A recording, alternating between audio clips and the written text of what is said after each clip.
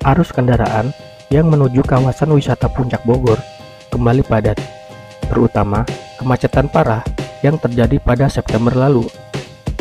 Jumlah tersebut terbilang meningkat jika dibandingkan beberapa waktu sebelumnya, yang seharusnya maksimal 70.000 kendaraan bermotor, tapi faktanya ada 150.000 kendaraan yang terjebak. Jumlah itu terhitung meningkat hanya dalam kurun waktu 3 jam saja. Pengguna kendaraan pribadi terus bergerak memadati kawasan wisata Puncak Bogor. Lalu, bagaimana sejarah kawasan Puncak Bogor? Jangan kemana-mana, tonton video ini sampai habis, tetap di Vlogger Dadakan.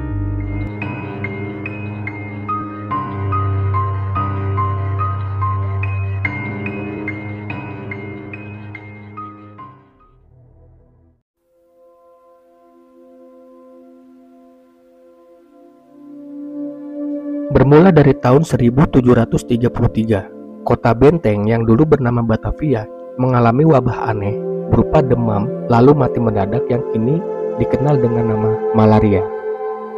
Kala itu, kondisi wabah malaria membuat kaum elit pergi meninggalkan Batavia ke wilayah selatan untuk mendirikan tempat peristirahatan atau resort.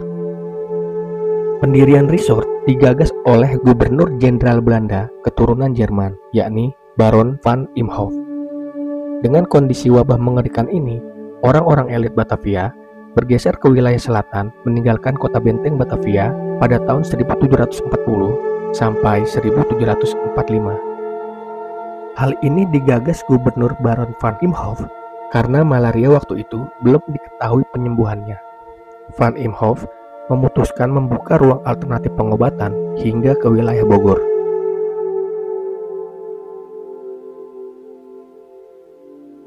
Di tengah ketidaktahuan penyakit ini, Van Imhoff mencari alternatif pengobatan dengan memindahkan rumah tinggal para elit dengan membangun rumah peristirahatan atau resort yang mengarah ke selatan Batavia, karena alamnya semakin ke selatan, semakin baik ketimbang Batavia.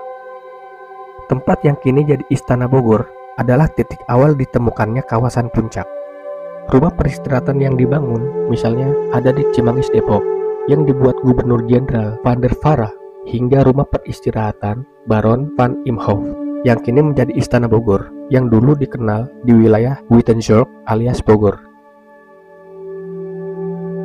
Sebagai keturunan Jerman, Van Imhoff mengimpor sistem pemulihan kesehatan alternatif dengan spa di lingkungan yang alami, sehat, dan udaranya sangat baik di tempat yang sekarang kita kenal dengan kawasan Puncak. Sementara udara di Batavia begitu bau busuk dan pengap saat malaria mewabah.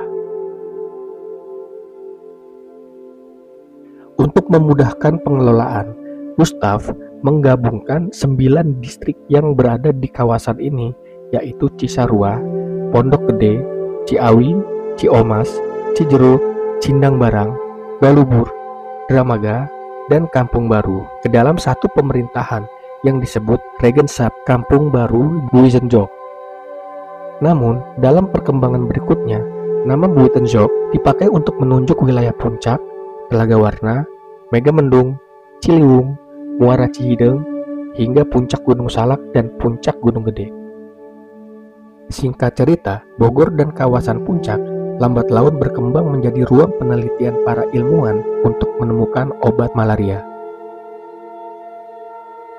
Tahun 1815, Raja Belanda Willem I mengirim botanikus Belanda untuk menjajaki dan menggali potensi perkebunan di Bogor, tepatnya di rumah Baron van Imhoff, hingga munculnya Kebun Raya Bogor untuk tempat penelitian. Lalu, ramainya aktivitas para ilmuwan di Kebun Raya Bogor berujung dibukanya Kebun Raya Cibodas di daerah Puncak yang akhirnya ditemukan obat malaria dari pohon kina di tempat tersebut pada tahun 1845. Dibuatnya Kebun Raya Bogor dan Kebun Raya Cibodas tentunya tak terlepas dari akses jalan yang dibuat Gubernur Jenderal Belanda yang sangat terkenal dengan sistem kerja rodi. Tempat penelitian ini dapat berkembang sejalan dengan infrastruktur Jalan Raya Pos yang kini dikenal dengan Jalan Raya Puncak Pas yang digagas Herman William Daendels. Gubernur Jenderal Hindia Belanda Herman William Daendels menggagas Great Postweg atau Jalan Raya Pos yang membentang di sepanjang utara Pulau Jawa yang menghubungkan Anyer dan Panarukan. Jalan Raya Pos itu dibangun mulai dari Anyer, Jakarta, lalu ke Bogor, melalui Jalan Jakarta atau Batavia Zeeweg dan Jalan Perniagaan. Awalnya, pembangunan jalan tak ada kendala. Namun ketika memasuki kawasan Gadok, Cisarua, Puncak, Cianjur, Bandung, Sumedang hingga Cirebon banyak terkendala oleh perbukitan dan pegunungan yang terjal. Pemerintah Hindia Belanda kemudian mengutus Kolonel Van Lieshout dari tentara kerajaan Belanda untuk memimpin proyek pembangunan jalan yang terkendala oleh kondisi medan yang berbukit-bukit itu. Pemerintah Hindia Belanda juga menyediakan upah hingga Rp30.000 di luar beras dan garam sebagai bahan persediaan makanan untuk para pekerja. Besarnya upah yang diberikan disesuaikan dengan kondisi medan yang dilalui. Pada waktu membuka lahan di kawasan Puncak, para pekerja mendapatkan upah yang paling besar yaitu Rp10 per bulan.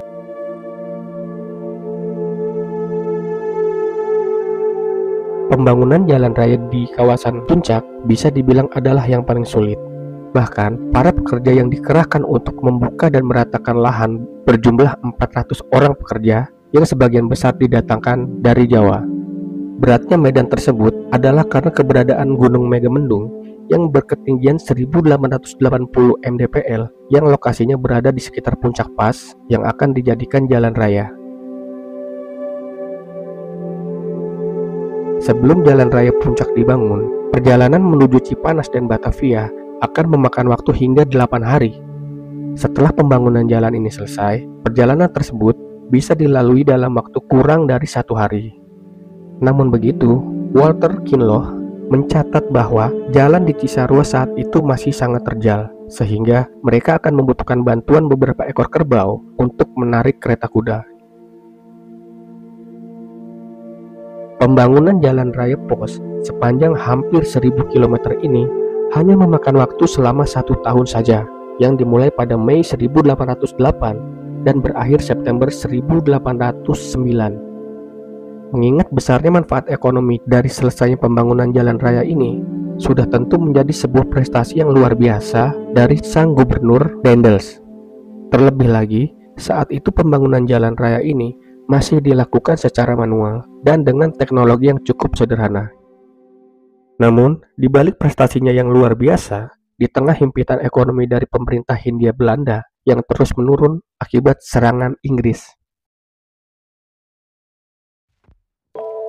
Sementara itu, beratnya medan dan ketinggian wilayah Puncak akhirnya harus dibayar mahal dengan banyaknya jumlah korban dari kalangan buruh yang bekerja membuat jalan raya Pos.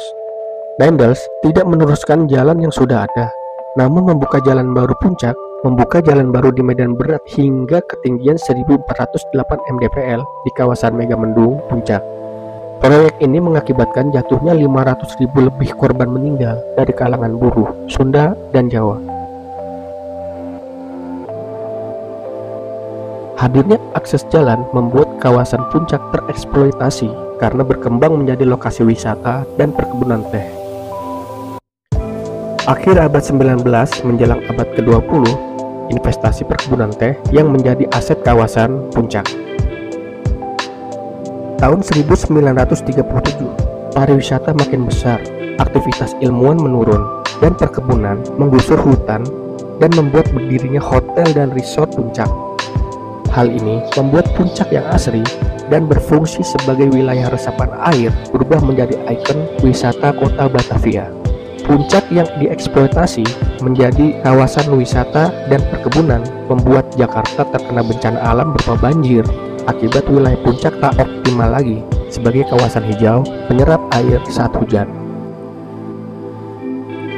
Kawasan Puncak yang kini sering macet merupakan penerusan ulah Belanda yang menjadikan kawasan asri menjadi tempat wisata dari kejadian 300 tahun ini.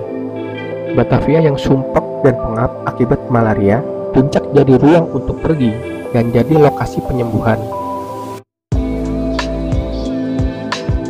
Ketika kekuasaan Belanda sirna dari Indonesia, Puncak semakin dieksploitasi dan kita mewarisi itu sampai saat ini.